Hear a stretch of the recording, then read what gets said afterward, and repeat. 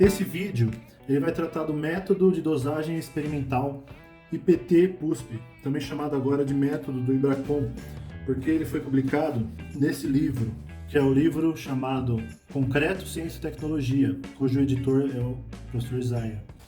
O método ele é baseado nas leis clássicas de tecnologia do concreto, que eu já mostrei para vocês em outro vídeo. Essas leis, elas se referem à Lei de Abrams, que é essa daqui, resistência e dosagem igual à relação entre duas constantes, sendo que a constante K2 é elevada à relação aguacimento, uma relação exponencial de relação aguacimento em função da resistência. Também a lei de Lise, que é uma reta, né? A função relação aguacimento tem uma relação linear com M, que é a quantidade de agregados da sua mistura.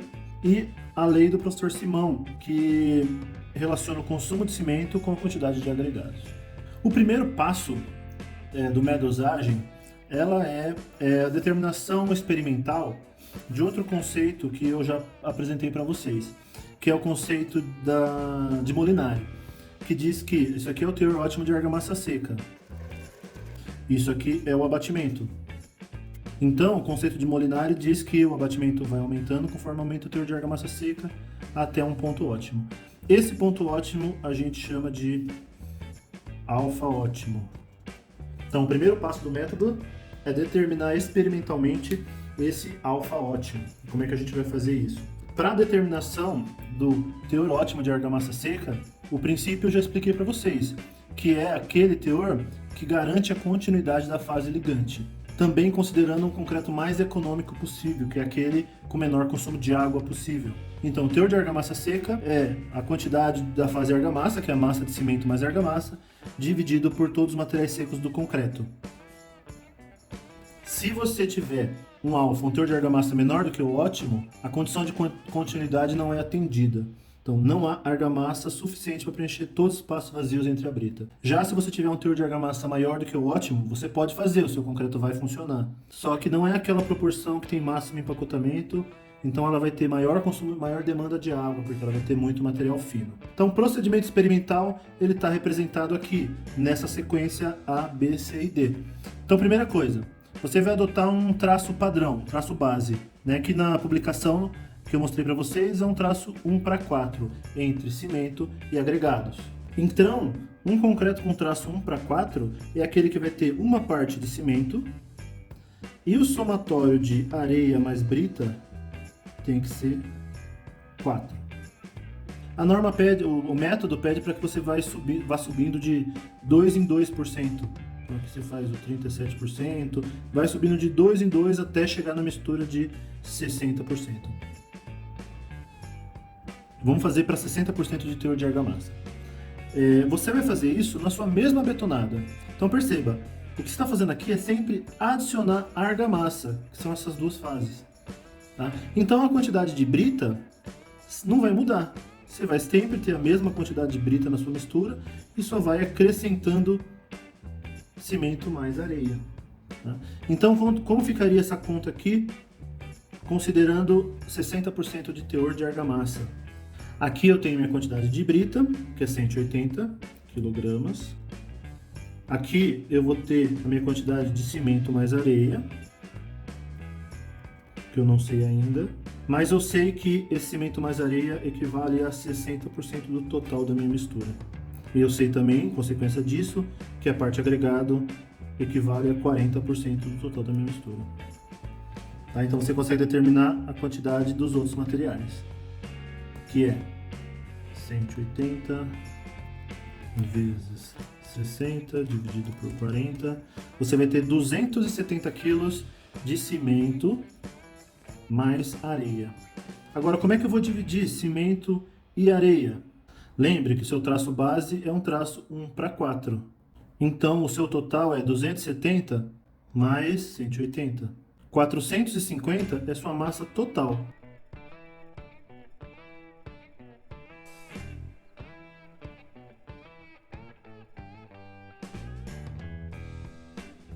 A partir do momento em que você visualmente não consegue determinar com precisão se falta ou não falta a condição de continuidade, argamassa entre as britas, Aí você vai medir o abatimento do tronco de cone. Então, você vai ter como resposta um gráfico de abatimento de tronco de cone versus teor de argamassa seca. Então, esse gráfico, como eu já falei para vocês, vai ser um gráfico que vai ter um comportamento assim, onde você vai ter no seu ponto ótimo, que nesse meu desenho que eu fiz de qualquer forma aqui, é 50%. Então, minha resposta seria 50%. Então, o teor de argamassa seca estaria definido. É o primeiro parâmetro definido do método, teor de argamassa seca. O próximo passo do método é você confeccionar 3 traços de concreto, um rico, um médio e um pobre. Esse aqui é rico porque veja a proporção de cimento para os demais materiais que são os agregados. 1:3 é o rico, tem mais cimento. 1:5 é o pobre, tem menos cimento. Sugestão do método são esses 3 traços que eu coloquei aqui. 1:3, 1:4 e 1:5. Então como é que você desmembra esse traço 1:3, sendo 3 o total de agregados, para um traço de cimento, areia e brita? Que informação eu já tenho do método? Eu já tenho meu alfa ótimo, que eu determinei experimentalmente, aqui nesse meu exemplo que eu estou passando para vocês, deu 50%. Significa que do total de fases, metade é argamassa. O total aqui é 4, não é isso? É cimento mais agregados dá 4. Quanto que é 50% disso? 2. Então, a argamassa, que é 50%, que é cimento mais areia, tem que ter 2 unidades. Uma já é do cimento, outra é da argamassa. Quanto de brita eu devo ter?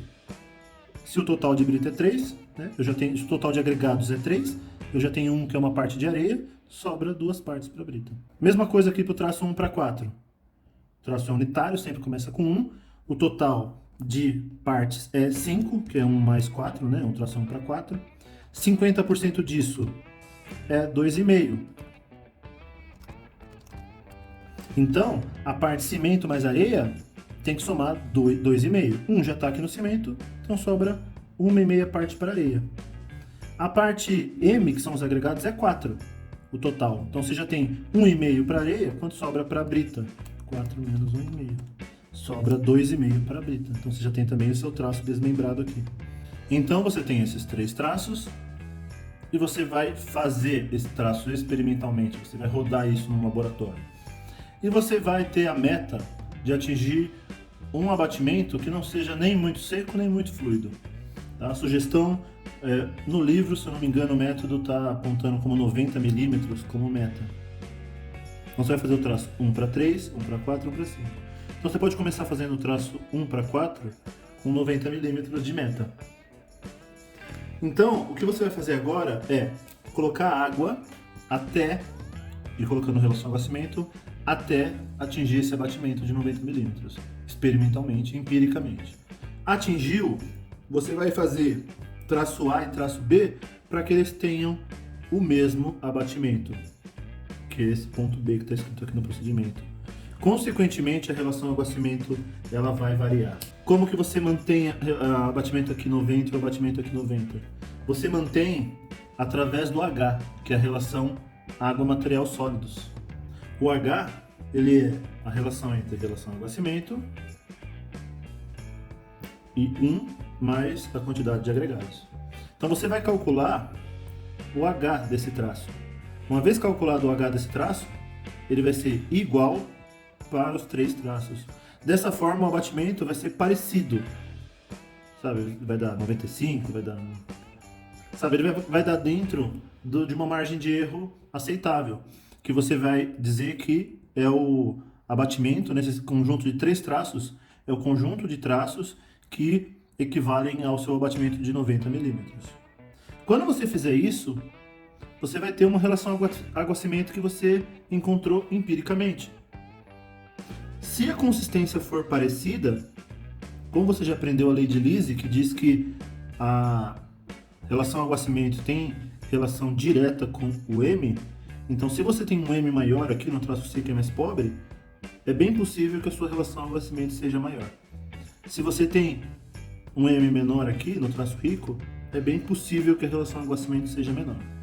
Tá? Só é óbvio, né, mas deixando bem claro, esses valores eu estou inventando aqui, né, porque o método ele é experimental. Então você vai fazer o experimento mirando 90, você vai fazer esse experimento com o mesmo H e vai medir o abatimento, vai fazer esse experimento com o mesmo H e vai medir o abatimento. E aí você vai medir a quantidade de água que você adicionou para chegar no 90 e calcular a sua relação ao aquecimento. A mesma coisa para esses. E depois de 28 dias, ou a sua idade de interesse, você vai romper os corpos de prova. Se esse aqui tem relação ao aquecimento menor, o que acontece com a resistência? Ela vai ser maior. Por exemplo, esse aqui pode atingir 40 MPa, enquanto esse aqui atinge 30, enquanto esse aqui atinge 25. Tá? Tô chutando, né, mais de um modo coerente, né? Esse aqui vai dar mais que esse, que vai dar mais do que esse. E com isso você consegue montar a curva de Abrams. Você vai montar a curva de Abrams num diagrama de dosagem. Então, nesse exemplo que eu acabei de falar, vamos supor que aqui é o 0,4, aqui é o 0,5, aqui é o 0,6 de relação ao aquecimento que está nesse eixo. 0,4, 0,5, 0,6. E aqui é a resistência, 10, 20, 30, 40 MPa. Como que esse meu traço fictício aqui ficaria nesse meu diagrama de dosagem, representado graficamente? Então, minha relação ao aquecimento de 0,6, nos valores que eu chutei aqui, daria 25 MPa aqui. O relação ao aquecimento 0,5 daria 30 MPa. 0,5, 30 MPa aqui. O relação ao aquecimento 0,4 daria 40 MPa aqui. Só que agora, ao invés de você tentar manter fixo o abatimento e a resposta do experimento vai ser a relação ao aquecimento pela resistência, agora você vai manter fixo a relação ao aquecimento. Então o traço 1 para 4 não precisa repetir, mas o traço 1 para 3 e 1 para 5 você vai fazer ele novamente, só que com a mesma relação ao aquecimento. O que vai acontecer com a resistência? Teoricamente ela tem que estar igual. Eu vou escrever 30 aqui, ela vai variar, vai dar 32, vai dar 29, não sei. Mas ela vai ser igual porque a relação ao aquecimento é o que governa a resistência. O que vai mudar entre esses três traços? O seu abatimento. Se esse daqui você fez com relação ao aquecimento 0,4 e o abatimento foi 95, o que vai acontecer quando você fizer com a relação ao aquecimento 0,5? Certamente o abatimento vai ser maior do que 90. Vou chutar um valor aqui, sei lá, 200. E o que vai acontecer com o traço 1 para 5 que você usou 0,6 e o abatimento deu 100, por exemplo? Se você usar menos água, o abatimento vai dar menor. Vou chutar aqui que ele deu 20 milímetros de abatimento. Então você vai ter novos pontos aqui no seu diagrama de dosagem, que é a resposta do método. Então, o traço agora 1 para 3, que é aqui, ó, você usou relação ao aquecimento 0,5.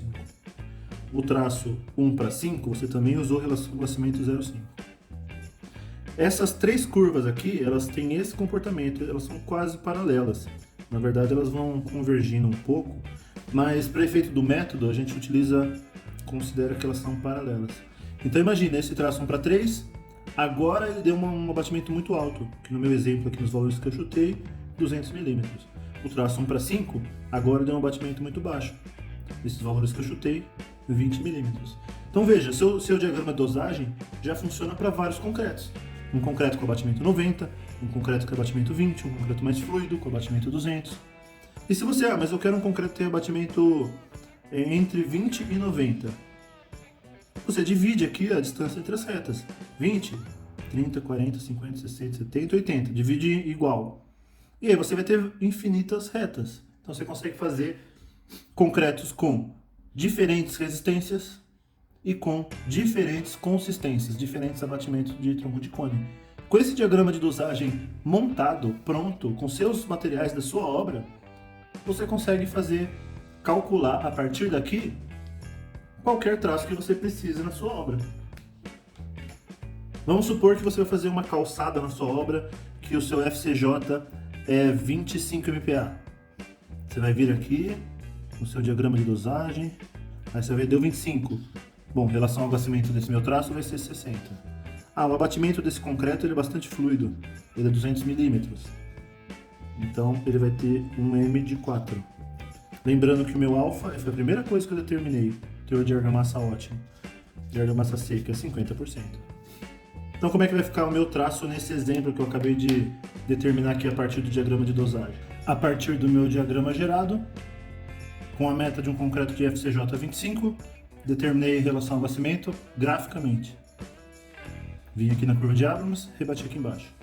Determinei meu M graficamente. Se a minha meta de concreto nesse meu exemplo é 200 milímetros. Deu 1 para 4. E eu já sei também o meu teor ótimo de argamassa seca, que eu determinei experimentalmente. Então meu traço é 1 para 4. Como é que eu vou desmembrar esse traço?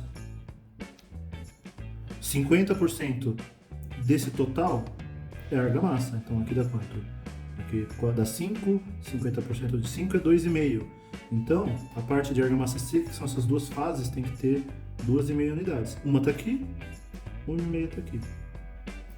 Agora, a areia mais brita é o meu M, que são meus agregados. A areia mais brita tem que dar 4. Então, quando soma para a brita, 2,5. Então, isso mais isso dá 4, isso mais isso dá 2,5.